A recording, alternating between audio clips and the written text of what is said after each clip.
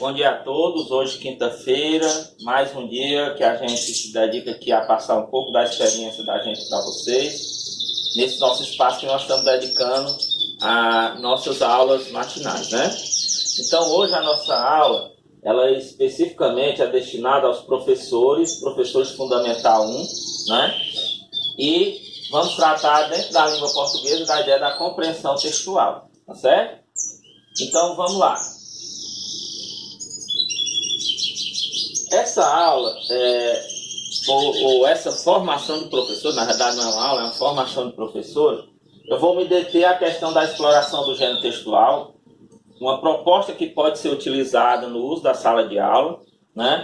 Como também algumas estratégias de procedimentos de leitura. Então, falando de gênero textual, uma coisa, você como professor precisa entender que o gênero textual é algo estável, certo? O que é algo estável? É algo que vai mudando de acordo com a condição do tempo, tá? Então, o que é essa condição do tempo? É a necessidade comunicativa. Então, os gêneros eles vão surgindo de acordo com essa necessidade comunicativa. E aí, a gente, para entender melhor, a gente tem a carta. E como que a gente tem um e-mail hoje? O e-mail é uma variação da carta. Foi a necessidade comunicativa que fez surgir o gênero e-mail a partir de uma carta, né? Então, na definição de Marcuse, também defendida, né, por Bakhtin, vai muito na mesma linha, os gêneros se comportam dessa forma. É uma necessidade comunicativa que faz com que o gênero apareça, tá? E não simplesmente nomenclatura que a língua portuguesa utilizou. Dentro desses gêneros textuais, é definido os tipos textuais, que aí são tipos mais padronizados que nós vamos ter de organização. E esse tipo padronizado faz com que alguns autores nomeiem 4, outros nomeiem 5, outros nomeiem 6 tipos de tipologias textuais. Aqui é que nós vamos se deter, nós temos segundo Marcuse, a narrativa, desse estilo informativo, argumentativo, persuasivo, procedimental e poético, né? Que esses gêneros não são definidos ou nomeados a partir da tipologia. Pelo contrário, o gênero existe, dentro do gênero nós vamos encontrar infinitas tipologias que são o propósito comunicativo, né, do gênero textual. O que é o propósito comunicativo? Qual a função social que esse gênero vai ter? Para que ele vai servir? Que definição ou que utilidade comunicativa ele vai ter? Tá? E aí nós temos diversos gêneros textuais que são trabalhados nessa faixa etária aí das crianças aí, dos 7 aos 11 anos, né? Que é essa clientela que nós estamos trabalhando hoje com formação de professor. Tá bom? Então, para exemplificar esse trabalho com o gênero, vamos deter a 2 gêneros, a fábula e a poesia, né? Primeiro, a fábula. Tem como característica toda fábula a tipologia narrativa, né? Então, ela se detém a ter os personagens, a ter o seu enredo, a ter o seu espaço, a ter o seu tempo, né? E aí nós vamos ter o quê? Também como característica da fábula, a personificação, ou seja, os animais como personagens principais. Os animais sendo atribuídos a eles características humanas, atitudes humanas, tá certo? Leandro, mas eu já vi texto em que eu tenho uma cadeira personificada, né? Nesse tipo aí, nós vamos ter o gênero Apolo. A gente foge um pouquinho da fábula. A fábula são apenas animais. Mas para o nosso público, que nós estamos trabalhando até o 5º ano, nós vamos ficar com os animais personificados como a fábula. Temos também uma dos propósitos comunicativos, que é o ensinamento através de uma lição de moral pelas atitudes que esses personagens tiveram. Atitudes pela sua caracterização, pelas suas ações, tá? Então, ela deixa sempre uma reflexão final, que pode aparecer no final do texto, mas que em algumas fábulas também pode estar implícita. Ou seja, não haver o provérbio final, não haver o ensinamento final, mas isso vai ficar na reflexão. Tá bom? Então, como trabalhar o gênero fábula, para não trabalhar somente a identificação, para não trabalhar somente nesse sentido, né? Então, para isso, a gente vai exemplificar uma sugestão nossa aqui para vocês, professores. Então, nós temos a fábula da formiga e da pomba, né? A fábula de Esopo, que diz o seguinte: Uma formiga foi à margem do rio para beber água. No entanto, de forma inesperada, acabou sendo arrastada por uma forte correnteza, estando prestes a se afogar. Uma pomba que estava numa árvore sobre a água, observando a tudo, arrancou uma folha e a deixou cair na correnteza perto da mesma.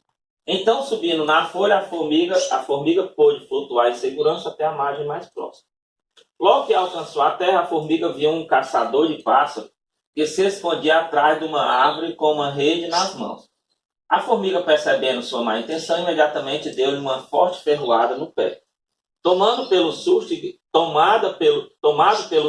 gritando de dor, ele assim deixou cair sua rede. Isso deu chances para que a pomba despertasse e voasse para longe, pondo-se finalmente a salvo. De lá, ela arrulhou para a amiga: obrigado, querida. Moral, uma ação se paga com outra. Então, para a gente só simplesmente não identificar aqui a fábula, porque já tem um nome. Vamos fazer nosso aluno pensar no que ele já tem, descobrir dentro desse texto também algumas coisas, para que ele, ao final, possa dizer com certeza que esse texto é uma fábula e não é um conto. Ele é uma fábula e não é uma crônica, por exemplo. Vamos ver aqui, qual seria a estratégia. Vai. O professor precisa buscar junto aos alunos o conhecimento acerca das características desse gênero, a partir da análise de quê? Primeiro, dos personagens. Então, junto com a turma, você diz: quem são esses personagens desse texto? Até os alunos identificarem, porque eles precisam usar o texto como base, né? A formiga e a pomba. Vamos lá. Descoberto esse personagem. O que esse personagem realmente representa? Então, será que a formiga, aí é você, professor? Será que a formiga e a pomba estão realmente fazendo ações? A ação da formiga de formiga, da pomba de pomba, né? Será que a pomba ela está voando, ela está na sua liberdade? Será que a formiga está trabalhando? O que está acontecendo realmente? Então, vai despertar neles eles perceber que uma está querendo ajudar a outra, que uma está dando de volta o que recebeu da outra, né? E vamos deixando os alunos descobrirem, e não que nós vamos descobrir. Numa predição de leitura, quais características desses personagens são importantes levantar antes da leitura? Um detalhe, a predição. Então, quais são as características de uma pomba? Quais são as características de uma formiga? Essa predição pode levar a característica deles, animais mesmo. E aí vai facilitar, porque os alunos vão ver que eles não estão com essa característica mesmo ali no texto. Eles estão com algo diferente. Eles entenderem a personificação. Certo? Vai lá. Propósito comunicativo, o objetivo e a finalidade do que foi escrito, do que foi lido. Após a leitura do texto, o que eu, leitor, passei a perceber, né? Que já vai conseguir, os meninos, os alunos já vão conseguir fazer a ideia de inferência, que os meninos já vão começar a entender que ali foi contada uma história, mas não foi só contada uma história como no conto, tem uma reflexão, tem algo que está sendo ensinado. Vai lá. Quais as verdadeiras intenções do autor do texto ao utilizar esses personagens? Então, por que o autor, então, já não colocou as pessoas mesmo e colocou esses animais aí, né? E aí são discussões dentro da aula que vão sendo importantes para entender o propósito comunicativo, tá?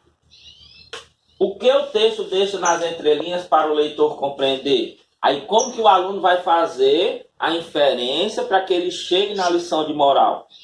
Sem necessariamente essa lição de moral já ser colocada pelo professor, né? Ou ser simplesmente perguntada de uma forma direta, mas dentro de um pensamento coletivo, dentro de um sabor coletivo, tá? Parágrafo dos quintos, viu, Gabi? Vai. Quais reflexões passo a ter após essa leitura? Aí vai ser interessante, porque vai ser fácil agora o aluno perceber que um animal ajudou o outro, que depois o outro retribuiu a ajuda. Se você perguntar de forma direta, sem antes ter feito todo esse processo, fica mais difícil da criança conseguir chegar nessa pergunta aqui, tá? Vai. Aumentando outros pontos essenciais desse gênero. Tipologia. Vai. Quais estruturas podem indicar a tipologia narrativa desse texto? Então, antes mesmo de só perguntar a tipologia, vamos ver o que é que esse texto tem. Os alunos vão perceber que tem personagem, os alunos vão perceber que aconteceu em um determinado espaço, Os alunos vão perceber que tem marcas temporais, que tem um enredo, que houve um conflito, que há um desfecho, eles vão chegar na tipologia narrativa, tá? A linguagem, esse texto leva o leitor a entender suas informações de forma clara e objetiva. Vocês conseguiram claramente já entender o que o texto estava passando? Ou vocês tiveram que pensar, juntar um pensamento que já tinham, né? Então, tudo isso vai fazer com que o aluno perceba as inferências que a fábula possibilita. O que pode dificultar entender a mensagem principal desse texto? Que aí é onde o aluno vai dizer, eu precisei pensar mais, eu precisei parar um pouco, tá? Para ele entender o que nós vamos aqui. A linguagem do texto está mais próxima do sentido subjetivo ou do sentido objetivo? Aí você pode pausar, colocar para o aluno o que é o sentido objetivo, que é o claro, que é aquele que eu não penso muito, que eu tenho uma visão mais fácil, e o subjetivo que eu preciso buscar, que eu preciso ir além do que o texto está me mostrando, que é justamente a questão da linguagem subjetiva da fábula. Por que posso afirmar que esse texto é uma fábula? Aí você agora tem um conjunto de conceitos que faz com que o aluno assimile a ideia da fábula. É o quê? A linguagem subjetiva, a tipologia narrativa, a questão da reflexão, que é o propósito comunicativo, que é do ensinamento, né? Tá? Então, todos esses elementos foram construídos ao longo aqui da discussão. Tá? Tem quantos minutos? 11. Vamos lá. Poesia. Destaca-se o uso da linguagem, né? Em sentido figurado, quando eu tenho o gênero poesia, o ritmo, a musicalidade, a estrutura, as estrofes e versos podem ser rimados ou não. Os versos são cada uma das linhas de um poema e rimas, e as rimas são a semelhança do som de alguns versos. Definição, né? Eu vou trabalhar com a poesia só dando essa definição ao meu aluno, com certeza o aluno não vai entender o que é poesia. Mas se a gente começar a trabalhar com ele algumas situações como agora, vai facilitar. Essa poesia do Ferreira Goulart que diz: o ronron do gatinho. O gato é uma maquininha que a natureza inventou. Tem pelo, bigode, unhas e dentro tem um motor. Mas um motor diferente desses que tem nos bonecos, porque o motor do gato não é um motor elétrico. É um motor afetivo que bate em seu coração. Por isso faz ronron para mostrar gratidão. No passado se dizia que esse ronron tão doce era causa de alegria para quem sofria de tosse. Tudo bobagem, despeito, calúnia contra o bichinho. Esse ronron em seu peito não é doença, é carinho. Vamos lá. Vamos desenvolver a estratégia.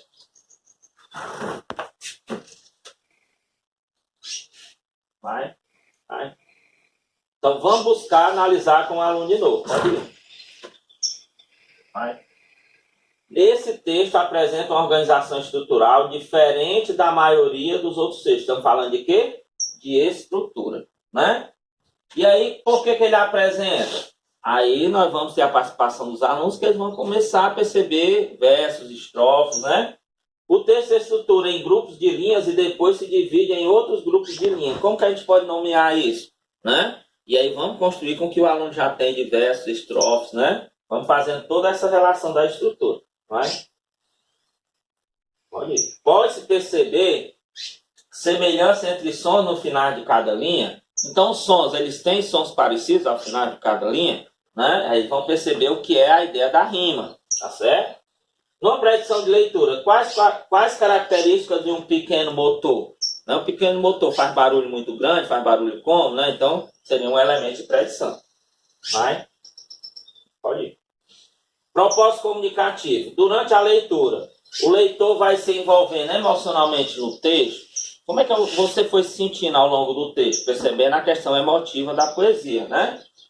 O que o autor quer expressar está fácil de entender, né? Então você vai percebendo aí, já trabalhando a ideia do subjetivo, da subjetividade presente como característica do propósito comunicativo, tá certo?